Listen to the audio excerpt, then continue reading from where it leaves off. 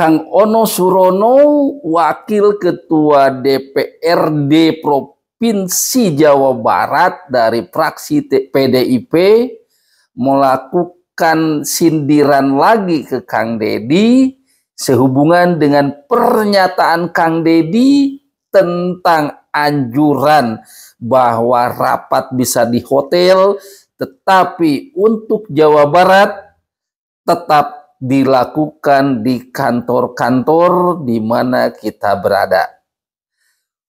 Nah, kritikan ini disampaikan oleh Kang Ono berupa sindiran. Ya, lebih jelasnya kita dengarkan dulu yang pertama dari Kang Ono Surono. Terkait kebijakan diperbolehkannya kembali aparat pemerintah daerah untuk rapat di hotel, maka pemerintah Provinsi Jawa Barat tetap memutuskan dan meminta seluruh bupati wali kota kita rapat menggunakan kantor-kantor kita yang ada. Tiba-tiba Mendagri menganjurkan untuk rapat-rapat di hotel lagi. Di Jawa Barat itu ya sudah tidak ada anggaran untuk rapat-rapat di hotel. Sudah efisiensi betul yang dilakukan oleh Gubernur Jawa Barat. Karena sudah tidak ada anggaran ya wajar saja KDM menolak mengikuti arahan dari Mendagri untuk rapat-rapat di hotel. Dan kita doronglah rapat-rapatnya cukup di pinggir sawah, pinggir sungai, di gorong-gorong, di pemukiman kumuh, di pinggir laut, ya di tempat sampah. Karena akan lebih efektif dan efisien. Hatur nuhun. Pemerintah Provinsi Jawa Barat tetap memutuskan dan meminta seluruh bupati wali kota kita rapat menggunakan kantor-kantor kita yang ada, karena kantor yang ada pun sudah cukup untuk kita rapat. Toh seluruh keputusan bukan diambil hanya di rapat-rapat, seluruh keputusan diambil di ruang kerja kita masing-masing juga selesai. Tempat rapat kita dengan DPR sudah ada gedung DPR, dan uang-uang yang kita arahkan ini adalah uang hasil ngumpulkan dari peristiwa-peristiwa yang tidak penting, dari kegiatan tidak penting untuk menyelesaikan berbagai problem publik kita. Hutang BPJS kita masih 300 miliar, lebih 360 miliar, infrastruktur kita belum selesai semua, anak-anak harus bisa sekolah sampai SMA, jaringan irigasi harus terbangun dengan baik, sanitasi lingkungan harus tertata, rumah rakyat miskin harus terbangun. Seluruh kebutuhan dasar itu hanya bisa dipenuhi kalau kita aparat pemerintah efisien. Itu saja. Jadi saya pemerintah Provinsi Jawa Barat sebagai gubernur dan meminta seluruh bupati wali kota kita tetap menjalankan pemerintahan dengan menggunakan fasilitas gedung kantor yang kita miliki. Itu bentuk kekecewaan dari Kang Ono Surono terhadap pernyataan Kang Deddy Mulyadi kan? Ya, di situ justru jelas ya, Kang Deddy Mulyadi ini menginginkan semuanya kegiatan itu berpikir tentang rakyat dan kegiatan itu berpihak pada rakyat.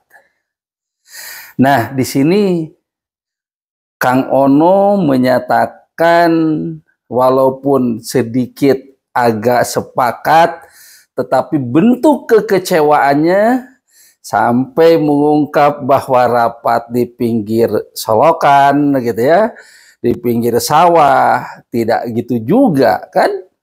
Sebenarnya gedung-gedung yang kita punya, yang negara punya, baik itu gedung pertemuan di provinsi, di dinas-dinas, semuanya ada.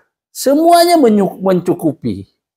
Terkadang gitu ya, tempat yang sudah bagus kayak di dinas provinsi saja gitu ya. Dinas provinsi itu kan punya, saya ambil contoh dinas pendidikannya, itu kan punya tempat pertemuan yang besar, yang memadai.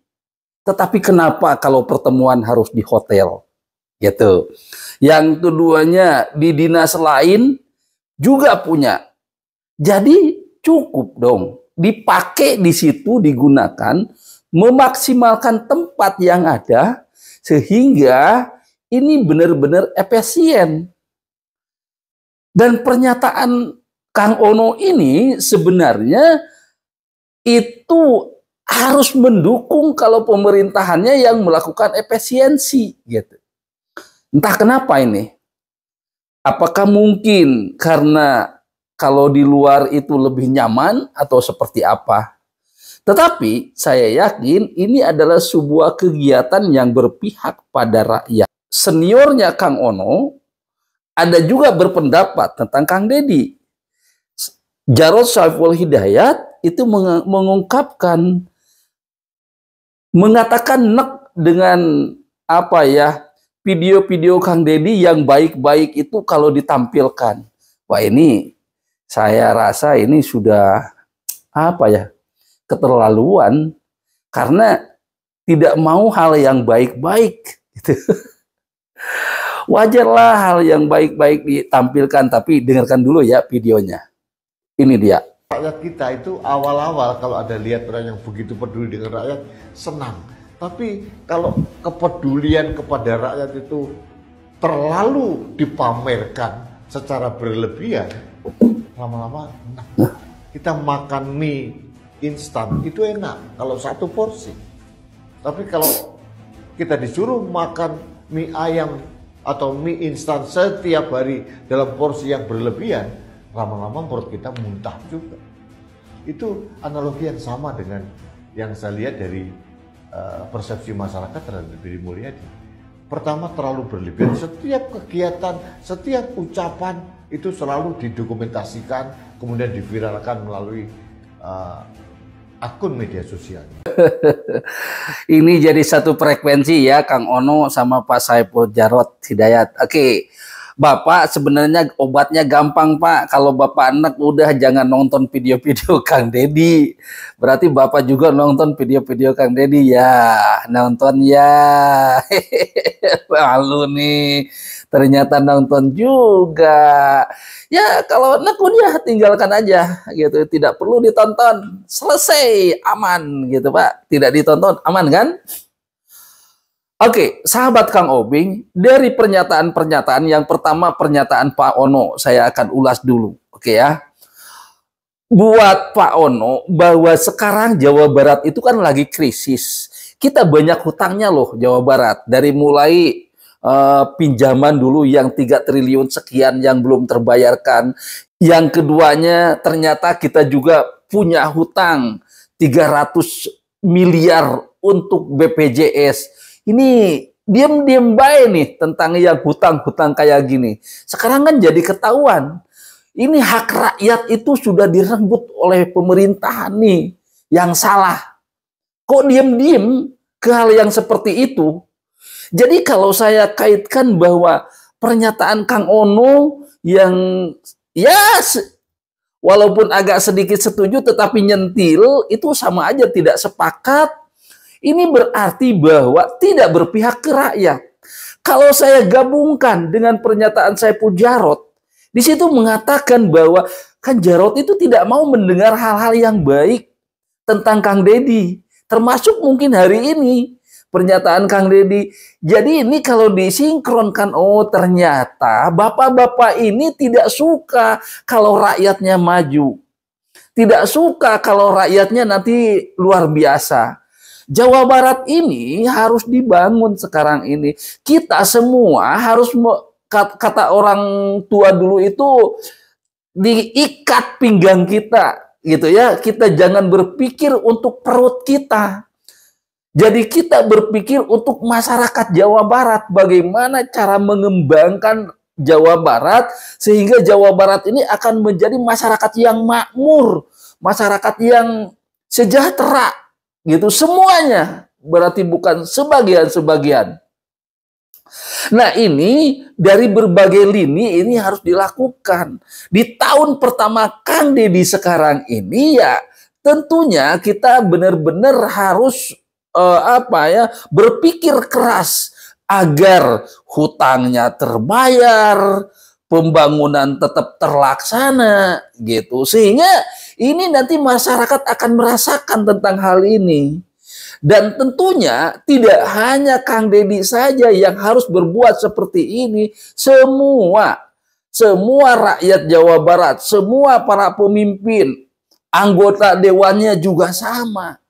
Kalau sekarang masih berpikirnya perut, berpikirnya kelompok, berpikirnya untuk meningkatkan kualitas ekonomi diri sendiri, wah udah tidak akan maju-maju Jawa Barat ini.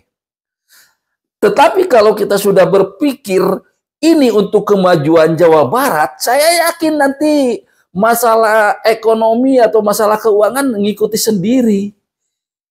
Jadi yang dipikirnya yaitu masyarakatnya gitu, masyarakat Jawa Baratnya. Bayangin kalau nanti jalan bagus, pengairannya bagus, pertaniannya pun akan bagus, semuanya itu akan berjalan dengan baik gitu. Nah, tentunya hal ini diawali dengan transparansi yang dilakukan sekarang seperti oleh Kang Deddy ini. Transparansi ini penting agar rakyat diajak komunikasi. Oh ini loh, oh ini pembangunannya. Makanya kan kalau sekarang ini banyak ohnya itu sambil berkerut ininya. Oh ternyata uang hibah gede. Oh ternyata ada uang untuk untuk publikasi gede. Oh ternyata punya hutang. Oh nyata sambil bingung. Kalau nanti ini sudah berjalan, saya yakin nanti ohnya itu sambil senang gitu. Itu yang kita harapkan. Oke, mudah-mudahan Bapak Aing tetap bisa berpikir ke depan untuk memajukan rakyatnya. Bukan hanya hari ini saja, tetapi seterusnya untuk Jawa Barat. Saya yakin dengan 2 periode Kang Deddy Mulyadi di Jawa Barat akan bisa menyaingi atau melebihi semua provinsi di Jawa Barat. Jawa Barat akan menjadi yang teristimewa. Tetap bekerja keras untuk Jawa Barat. Salam sukses dari Kang Obing.